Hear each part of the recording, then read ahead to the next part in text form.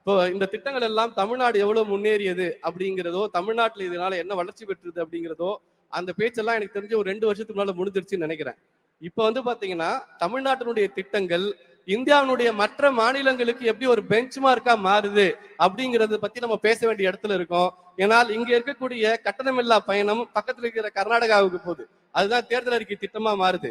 அதே மாதிரி இங்க இங்க இங்க பயன்படுத்தக்கூடிய அத்தனை திட்டங்களும் வந்து பாத்தீங்கன்னா வட இந்திய மாநிலங்கள் வரைக்கும் வந்து பரவிக்கிட்டு இருக்கு. ஒரு ட்ரெண்ட் செட்டரா ஒரு பெஞ்ச் மார்க்கை உருவாக்கி கொண்டிருக்கக்கூடிய தமிழ்நாடு அரசின் அது கூட பாருங்க, தமிழக அரசு தான் முன்னால சொல்லிட்டு இருந்தேன்.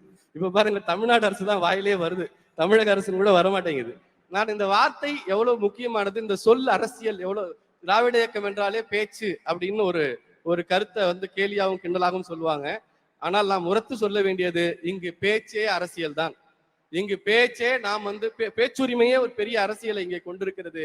அந்த வகையில் பார்க்கிற பொழுது திட்டங்களுக்கு வைக்கக்கூடிய பெயர்களுமே கூட தன்னம்பிக்கையை தரக்கூடியதாகும். அந்த திட்டமே உங்களுக்கு ஒரு பாசிட்டிவ் எனர்ஜியை கொடுக்கும்.